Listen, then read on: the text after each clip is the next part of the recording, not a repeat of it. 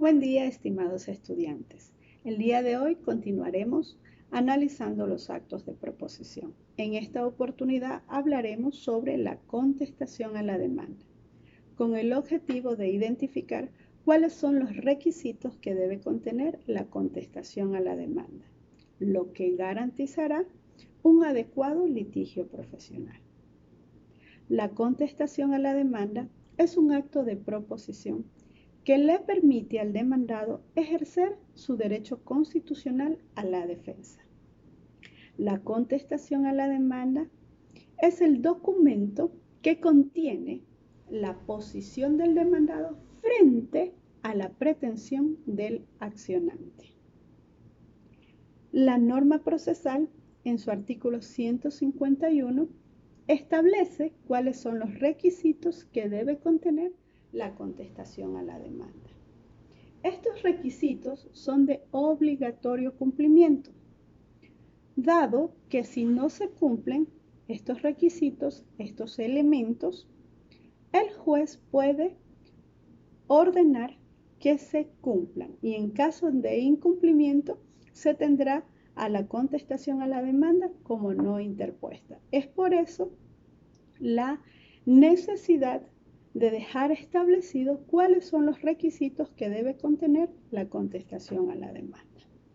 Ahora bien, el artículo 151 del Código Orgánico General de Procesos establece que la contestación a la demanda debe presentarse por escrito y debe contener los requisitos del artículo 142 del Código Orgánico General de Procesos en lo que le fuere aplicable. Es decir, solo los requisitos formales del 142. A continuación, el artículo 151 del Código Orgánico General de Procesos nos establece que la parte demandada debe pronunciarse sobre las pretensiones, sobre la veracidad de los hechos y también sobre los medios de prueba anunciados por la parte accionante, con indicación categórica de qué es aquello que acepta y qué es aquello que niega. De tal manera que el artículo 151 establece la exigencia de que el demandado se pronuncie sobre cada uno de los elementos de la demanda. Luego, también nos dice el artículo 151 que el demandado debe expresar todas las excepciones de las cuales se crea asistido y debe también fundamentarla.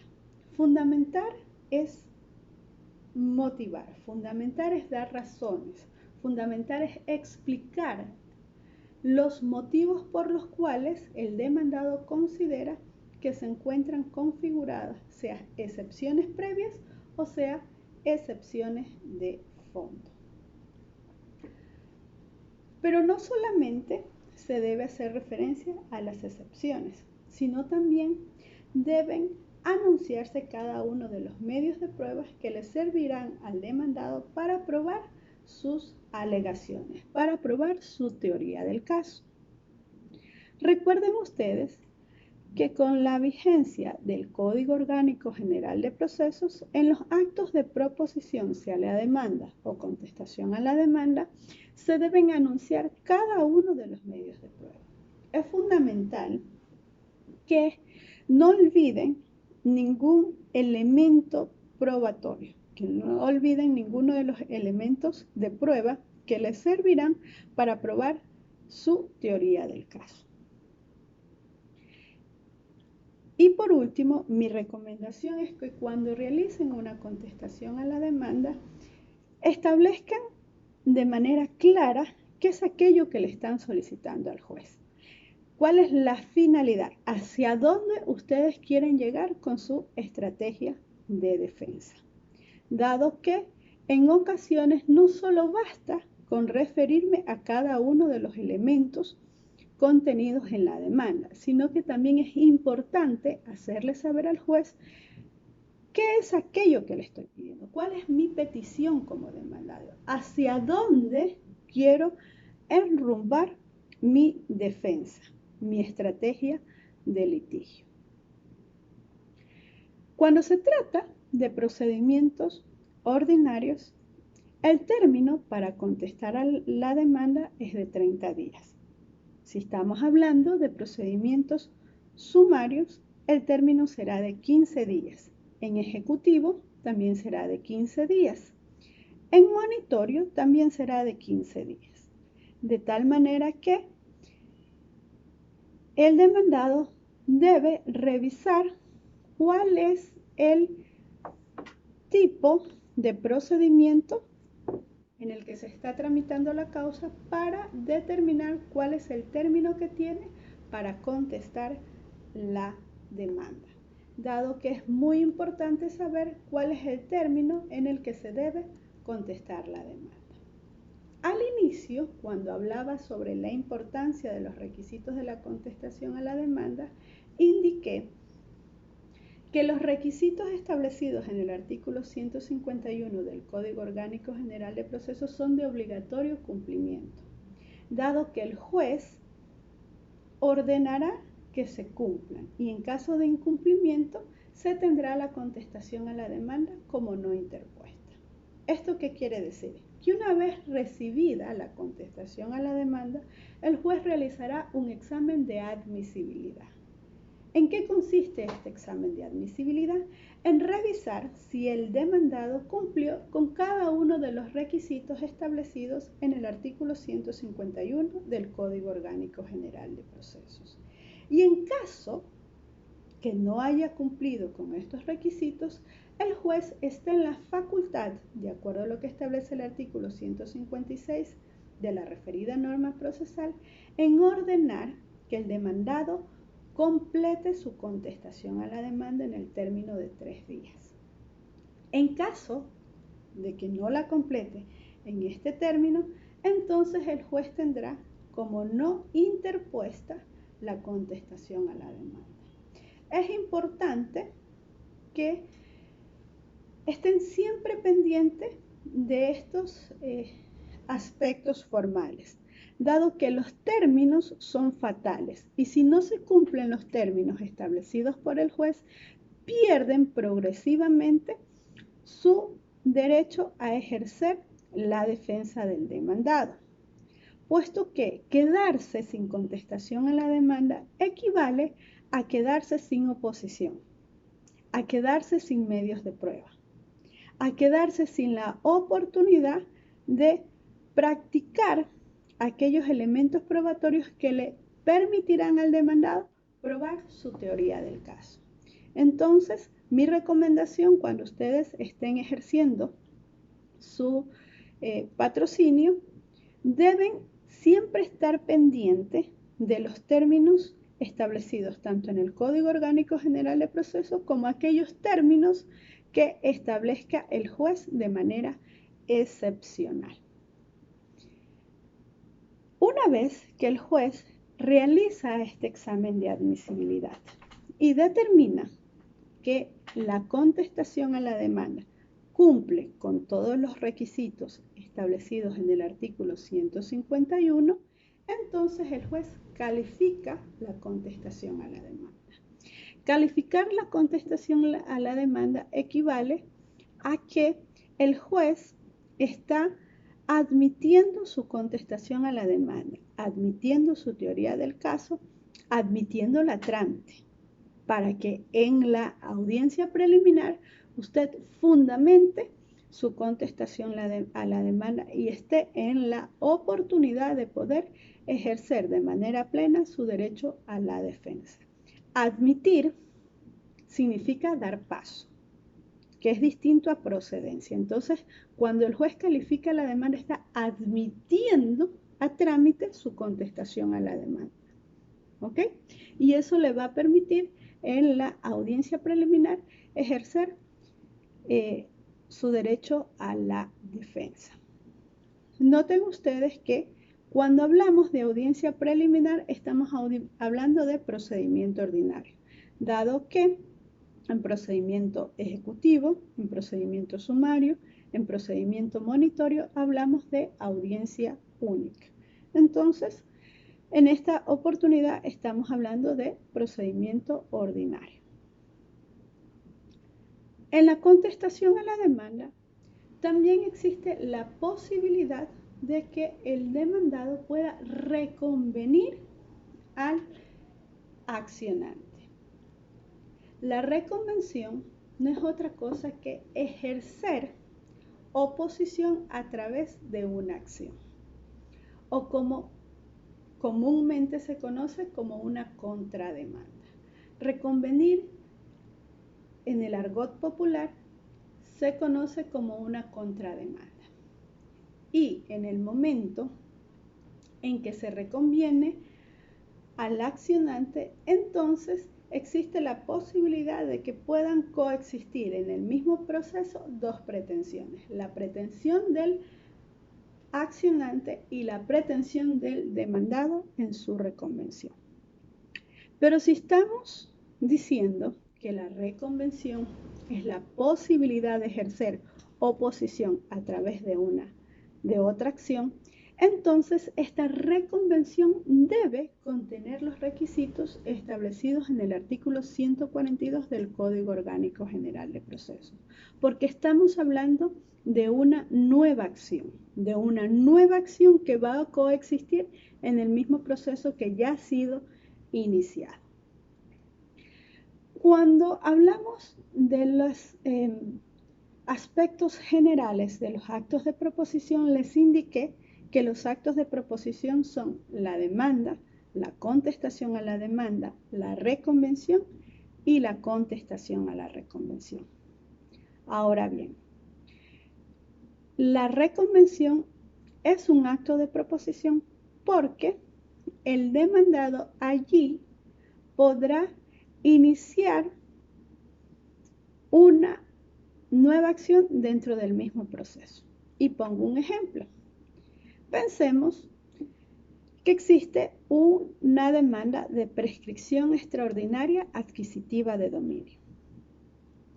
Y el demandado es citado. En el momento que el demandado es citado, luego contesta su demanda.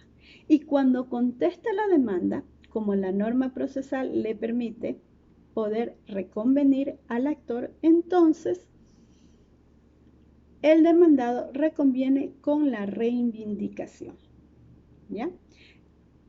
De tal manera que en un mismo proceso judicial van a coexistir la pretensión del actor, que es la prescripción extraordinaria adquisitiva de dominio, y la pretensión del demandado, que es la reivindicación. Estas dos acciones son compatibles porque ambas se tramitan mediante procedimiento ordinario, de tal manera que una vez que se cumplan todos los requisitos formales y el juez admita la reconvención, en ese mismo proceso van a coexistir estas dos acciones. Y el actor deberá probar si se encuentra configurada la prescripción extraordinaria adquisitiva de dominio, y por su parte el demandado deberá probar si se encuentra configurada la reconvención con reivindicación que está alegando. Dicho de otra manera, el accionante debe probar que por ejercer la posesión de un bien inmueble tiene derecho a su dominio, y el demandado deberá probar que el accionante se encuentra en posesión de un bien inmueble que no es de su propiedad y que está solicitando que se devuelva la posesión. Al juez le corresponderá determinar si el actor tiene la razón o el demandado tiene la razón. La reconvención decimos que es un acto de proposición porque contiene una pretensión, la pretensión del demandado. Y al contener una pretensión debe cumplir con los requisitos establecidos en el artículo 142 del Código Orgánico General de Procesos. Esos requisitos que los hemos analizado de manera pormenorizada y son de obligatorio cumplimiento para la reconvención. El Código Orgánico General de Procesos ha establecido cierta restricción para la reconvención y nos indica que existen procedimientos en los cuales no es posible poder reconvenir. Y esas excepciones están establecidas en la norma procesal. Por ejemplo, no se puede reconvenir en las pretensiones relacionadas con alimentos. El artículo 154 del Código Orgánico General de Procesos establece que en los asuntos de alimentos no es posible, no es procedente la reconvención. Tampoco cabe reconvención en los procedimientos monitorios, tal como lo establece el artículo 359. Y en los procedimientos sumarios solo cabe la reconvención conexa, esto es, aquella que tenga una relación directa entre el actor y el demandado con los hechos narrados en la demanda. Esto lo establece el artículo 333, numeral segundo. Esto por lo general se da en las pretensiones de carácter laboral. Allí es donde podemos encontrar la reconvención conexa. Solo en esos casos, en los procedimientos sumarios, se puede presentar la reconvención. Y es que esto tiene una lógica, porque en el momento en que se presenta la reconvención, entonces se dilata el proceso. Es decir, que vamos a tener un proceso más complejo y que se puede extender por su complejidad. El procedimiento sumario, el procedimiento monitorio se caracterizan por la simplicidad, por la inmediatez de estos asuntos que deben tratarse en este tipo de procedimiento. Entonces, en el momento de admitir la reconvención, vamos a ocasionar que se dilate la tramitación de la causa. Porque en el momento en que se presenta la reconvención, también se le debe conceder al demandado la oportunidad de contestar la reconvención. Entonces, estamos hablando de que se le debe dar, en el caso del procedimiento ordinario, 30 días al accionante para que pueda contestar la reconvención planteada por el demandado. También en los procedimientos ejecutivos no cabe la reconvención, siempre que la misma se sustente en otro título pudiere existir la posibilidad de una reconvención, pero de lo contrario no existe posibilidad de reconvención, solo si es que el demandado tiene otro título ejecutivo en contra del accionante. Allí pudiera existir la posibilidad de una reconvención de acuerdo a lo establecido en el artículo 151, numeral 4. Entonces, como regla general, en el procedimiento ejecutivo no cabe la reconvención, excepto si el demandado tiene otro título en contra del accionante. Allí sí existe la posibilidad de una reconvención. Y hago hincapié que en este tipo de procedimientos, en el sumario, en los temas relacionados con alimentos, también en los procedimientos monitorios, no cabe la reconvención por la naturaleza misma de este tipo de procedimientos, porque son procedimientos sumarísimos, son procedimientos que buscan dar agilidad a la tramitación. Y en el momento en que se produce o se admite una reconvención, entonces el procedimiento se dilata un poco más, por los términos que deben cumplirse para que el accionante también pueda ejercer su derecho a la defensa. Con la reconvención, el accionante se convierte en demandado y el demandado se convierte en actor. Si el juez recibe la reconvención y esta reconvención no cumple con los requisitos del artículo 142 del Código Orgánico General de Procesos, el juez ordena que el demandado complete los requisitos para la reconvención. Debe completarlo en el término de 3 días. Si no lo completa en el término de 3 días, entonces se tendrá a la reconvención como no propuesta. Noten ustedes la diferencia que existe en los términos para completar la demanda y para completar la contestación a la demanda. Para completar la demanda, el accionante tiene el término de 5 días, mientras que para completar la contestación a la demanda o la reconvención, el demandado tiene solamente el término de 3 días. Algunos doctrinarios consideran que en este aspecto no existe igualdad de armas para ejercer la defensa, dado que el accionante tiene mayor tiempo para poder completar su acto de proposición, mientras que el demandado se le reduce el término solamente en 3 días. Pero en todo caso, así está establecido en la norma procesal y es una norma de derecho público que debe ser cumplida como está establecido para la ritualidad de la tramitación del procedimiento.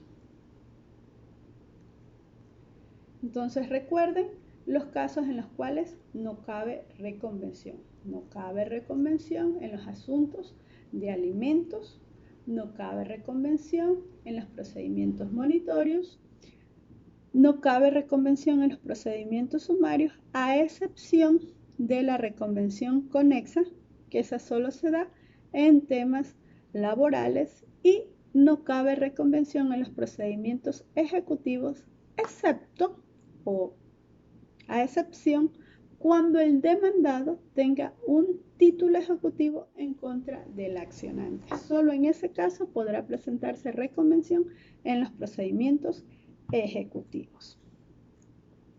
Hasta aquí hablamos sobre los actos de proposición. En la plataforma EVA se encuentran disponibles formatos sobre la contestación a la demanda y sobre la reconvención. Estos formatos les permitirá tener una idea clara de cuál es la forma en que deben hacer o deben elaborar estos actos de proposición. Si tienen alguna duda sobre la explicación dada el día de hoy, por favor escríbanme a la plataforma EVA y con gusto podré responder todas sus inquietudes. Ha sido un placer poder dirigirme a ustedes la mañana de hoy. Que tengan un excelente día.